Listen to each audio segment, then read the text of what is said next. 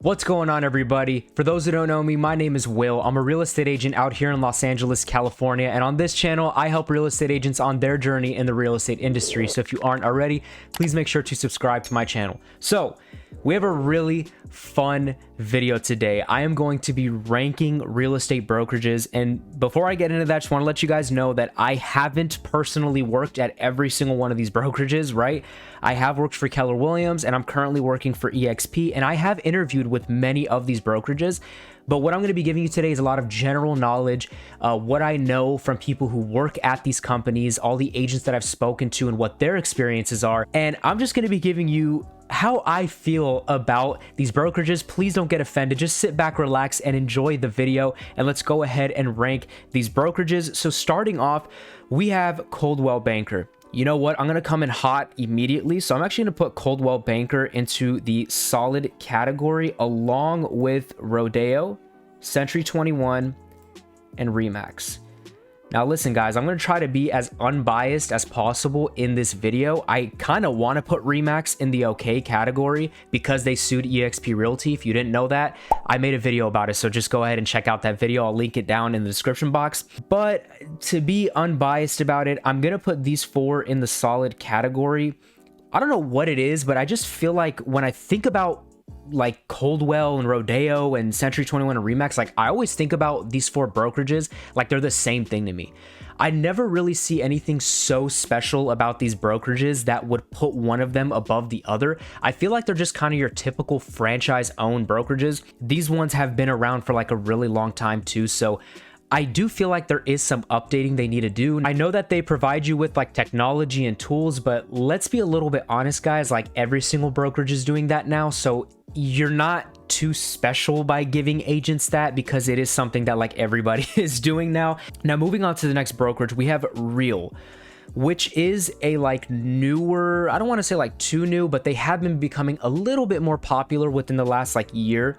They are also a cloud-based brokerage like EXP. They're kind of like a copycat of EXP. They're really similar. I'm going to put Real in the solid category. And you know what? A lot of the ones that I'm going to be placing, guys, and this is why I don't want you guys getting offended.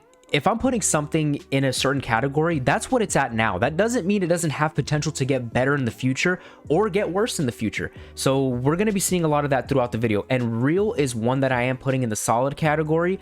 I think that Real has a potential to go up to the great category. And I say that because their model resembles EXP a lot. And I like that because obviously I love EXP so much and the impact it's had on so many agents.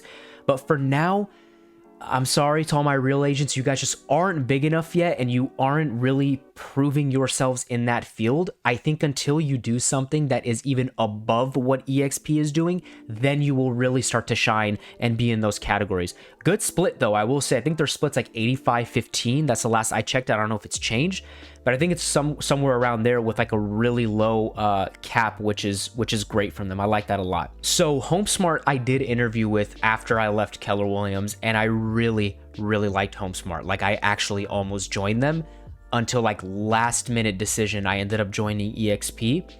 I'm actually going to put Homesmart in the great category. I want to show some respect to Homesmart. For those who don't know, Homesmart is like a fixed commission split on each transaction. So what I mean by that is like you don't necessarily have like a 70-30 or an 80-20, but you will be paying like a $1,000 fee on every transaction. So there's not really any split, but you do have that. So guys, I'm currently editing my video right now, and I did find some information about Homesmart. So the cool thing about them is you pay a $300 per transaction fee, and it caps at $5,000. And then after that, you don't pay anything else. And see, this is one of the things I love so much about Homesmart is they are constantly moving forward and constantly figuring out new ways that can really benefit agents. Like back when I almost joined, it was like $12.50 per transaction. That's how much I had to pay per transaction. And I don't even know if there was a cap during that time. So I just wanted to let you guys know that quick information. Let's go ahead and continue on with the video. Another thing I liked about them, I love their mentorship program and their training. They offered a lot of training and a great mentor for me when I first started out, and I really love that about them. So let's go ahead and move on to the next company, EXP Realty. I mean, I'm not even going to hesitate, guys. I am going to put EXP at the best, okay? Again, if you met me in real life, you would actually see what kind of like an unbiased person I really am. So if there's something I don't like, I will call it out. I mean, I literally have a video about what I don't like about EXP, right? So like if there are things, I will call it out. However, when you take into consideration everything that EXP has done for agents and what they continually do for agents, they are without a doubt the best company. Okay, and obviously I've made a bunch of videos about this, but if you're talking about a company who's giving you 3 sources of income, possible financial freedom, setting you up for retirement, a great split, the best learning and education experience among all of the brokerages, I mean, EXP really does have it all. I know some people may complain about a few things. Some people had issues with EXP here and there, but there's a reason EXP is growing at the rate they are growing at, guys. Like there's a lot of agents going into EXP. There's a reason for that. Now, moving on to the next brokerage, Keller Williams. If it was up to me, my experience I had at KW was not good. Okay, and I have a video about that. You can go check it out, why I left Keller Williams. I'll link it up here, or you can check it out in the description box below. I want to put in the okay category because the experience I had, but I will give them the benefit of the doubt, and I will say that they have had a great impact. So I'm going to put them in the solid category. They've had a great impact on newer real estate agents and the learning and education that they offer. However, their fees are just so bad that I can't put them in the great category. I think their fees are terrible.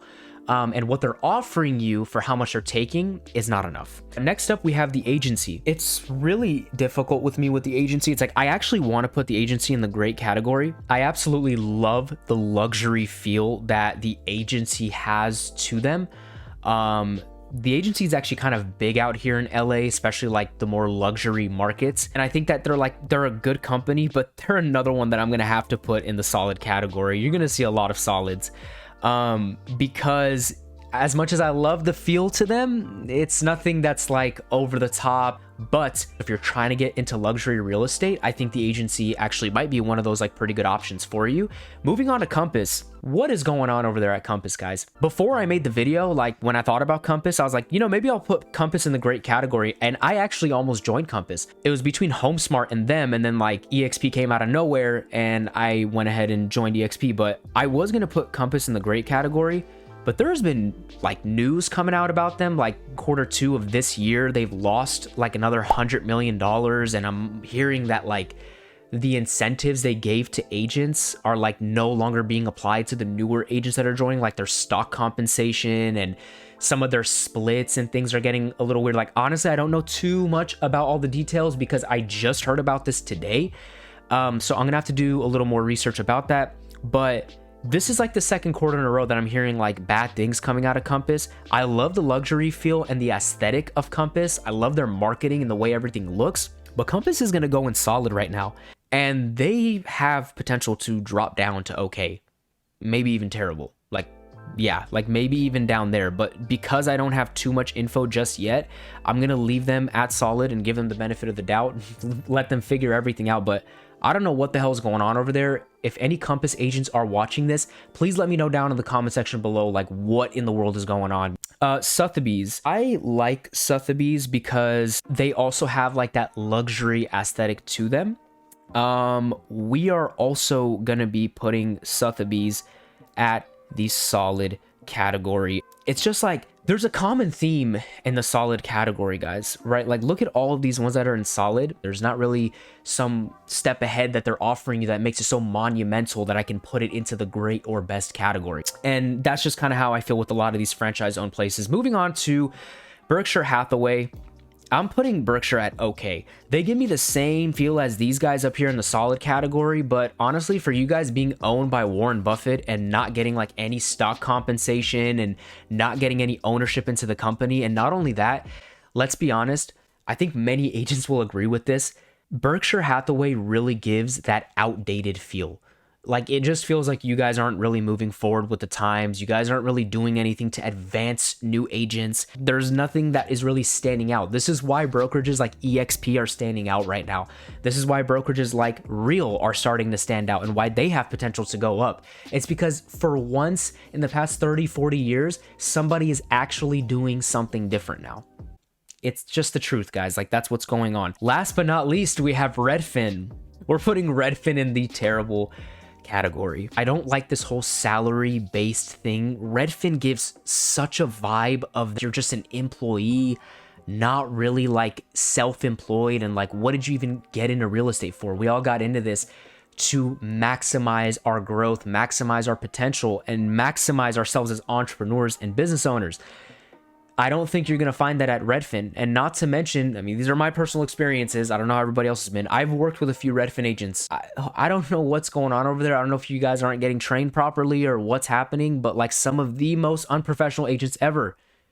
So unprofessional. Like every single time I see a Redfin agent, I'm about to work with them, I'm like, here we go again. Like I've worked with multiple ones. They are so unprofessional. Not just them. Like when Purple Bricks was around too, them too.